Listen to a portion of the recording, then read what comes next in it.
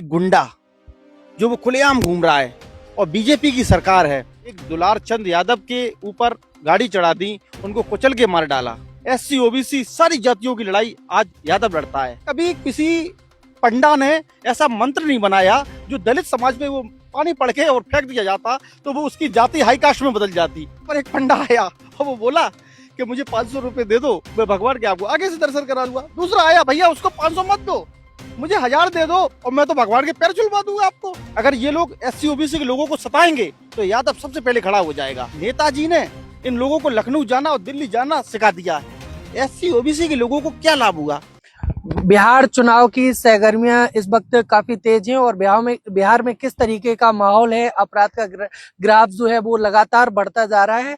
इस वक्त हमारे साथ इटावा के समाजवादी पार्टी के लोहिया वाहिनी के पूर्व जिला अध्यक्ष हैं, बातचीत करेंगे। जिस तरीके से आप देख रहे हैं गोली में पिता पुत्र की मौत हुई, पहले भी एक मौत हुई, तो किस तरह इस चुनाव को देख रहे हैं? कहीं ना कहीं जो ग्राफ है वो क्राइम का वहाँ बढ़ता हुआ नजर आ रहा है। हमने देखा है प्रधानमंत्री जी जाते हैं, गृह मंत्री जी जाते हैं और तब हत्याएं और ऐसी वारदातें हो जाती हैं। एक अनंत सिंह नाम का एक गुंडा जो वो खुलेआम घूम रहा है और बीजेपी की सरकार है 20 वर्ष से, और एक गुंडे माफिया खुलेआम राज कर रहे हैं वहां पर। अनंत सिंह नाम का जो गुंडा है वो काफी समय से मैंने देखा है उस पे अपराध के और लूट के और हत्या के मुकदमे लगे हुए हैं।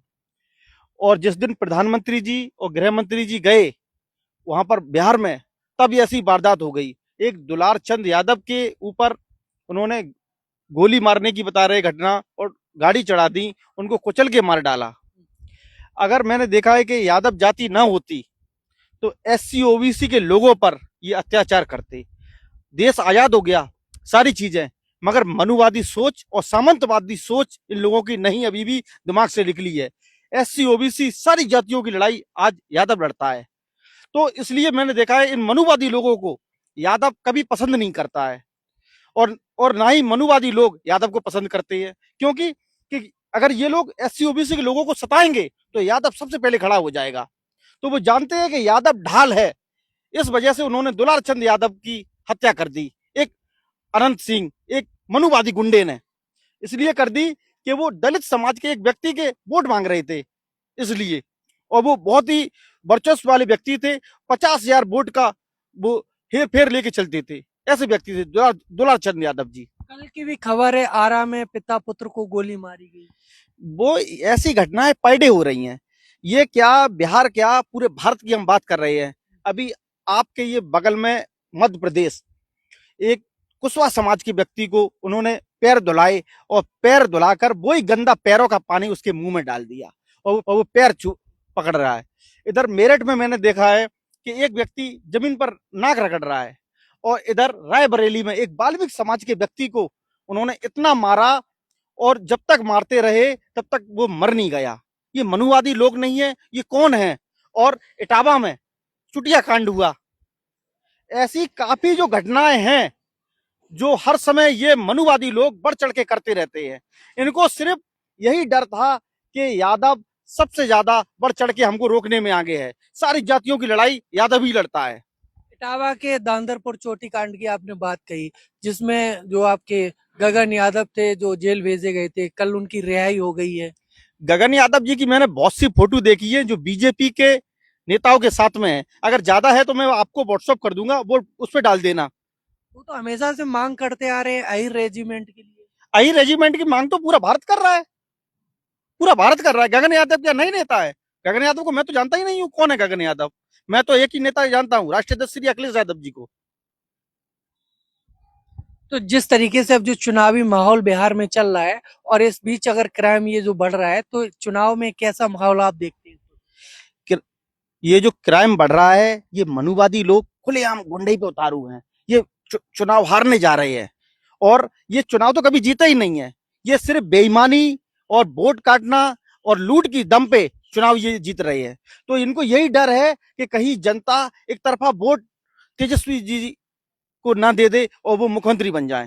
तो क्या लगता है कौन इस बार जो बिहार का मुख्यमंत्री होने वाला है? वो तो भैया जी ने सीधा बोल दिया है, तेजस्वी यादव जी मुख्यमंत्री बन चुके हैं। बन चुके हैं। हाँ, और एक बात मैं और देखता हूँ, जैसे कि बीजेपी और बीजेपी के लोग मुस्लिम जाति का बहुत बड़ा विरोध करते हैं। आपको आवश्यकता पड़ेगी तो आप मस्जिद में जाओगे, माथा टेकोगे। ये वोट के लिए बीजेपी और बीजेपी के नेता कुछ भी कर सकते हैं। मैंने एक आपका सनातन धर्म की बात करते हैं, ये जैसे भगवान राम का मंदिर बना, एससी ओबीसी के लोगों को क्या लाभ हुआ? आज दिन तक कभी किसी पंडा ने ऐसा मंत्र नहीं बनाया जो दलित समाज में वो पानी पड़ के और फेंक दिया जाता तो वो उसकी जाति हाई कास्ट में बदल जाती। ऐसा कोई मंत्र ही नहीं बना है। केवल जो हाई कास्ट के वही हाई कास्ट के रहेंगे, एससी ओबीसी के लोग हाई कास्ट के नहीं हो पाएंगे। ये धर्म के नाम पर लूट रहे हैं। अभी मैं कुछ दिन पहले बांके बिहारी मंदिर मथुरा में गया, वहां पर एक पंडा आया और वो बोला कि मुझे 500 रुपए दे दो, मैं भगवान के आपको आगे से दर्शन करा दूंगा। दूसरा आया, भैया उसको 500 मत दो, मुझे 1000 दे दो और मैं तो भगवान के पैर झुलवा दूंगा आपको। क्या यार, सनातन धर्म के नाम पर ये लूट हो रही है। बाबा भीमराव अम्बेडकर जी अगर ना होते और स्वर्गीय नेताजी अगर ना होते तो हम लोगों पर बहुत बड़ा अत्याचार हो रहा होता। और इन लोगों ने अत्याचार के मामले में कभी कमी नहीं छोड़ी है। बीजेपी के लोग, मनुवादी लोगों ने, हमारे नेताजी और डॉक्टर भीमराव अम्बेडकर जी, इन लोगों ने वो लड़ाइयां लड़ी हैं और वो अपमान सहे हैं, तो और वो अधिकार हम लोगों को दिलाए हैं। अभी 30 या 25 वर्ष से हम लोग इतने संपन्न हो गए हैं नेताजी की वजह से कि हम लोग घर मकान या कुछ खाने पीने लगे हैं। एससी ओबीसी के लोग, इटावा और ये अन्य जगहों के लोग लखनऊ का नाम नहीं जानते थे। नेताजी ने इन लोगों को लखनऊ जाना और दिल्ली जाना सिखा दिया है। मैंने देखा है आज जो नेता बने घूम रहे हैं, जैसे मैंने देखा है काफी लोग नेताजी के पैर छूने समाधि स्थल पे पहुंचते हैं। साख समाज से इन लोगों को नेता किसने बताया? स्वर्गीय नेताजी ने। कठेरिया समाज से इन लोगों को नेता किसने बनाया? स्वर्गीय नेताजी ने।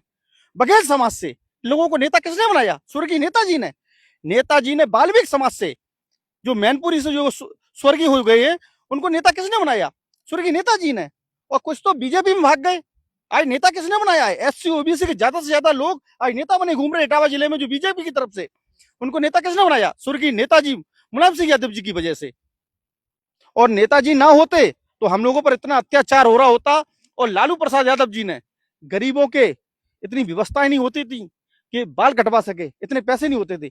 लालू प्रसाद यादव जी अपनी गाड़ी लेके चलते थे, पानी की टंकी वगैरह, और उनके जहां बच्चा मिलता था छोटा सा वहां पर बाल काट देते। और नेताजी, इतना अपमान सहा नेताजी ने, कहीं बैठ गए तो चादर हटा दी इन मनुवादियों ने। और नेताजी ने कभी उन चीजों को नहीं सोचा। और उसके बाद भी एससी ओबीसी की नेताजी ने पीडीए की लड़ाई लड़ी। और आज नेताजी ने हम लोगों को आगे बढ़ाया और हम लोगों को नेताजी की विचारधारा और डॉक्टर राम मनोहर लोहिया जी की विचारधारा को आगे बढ़ाना है।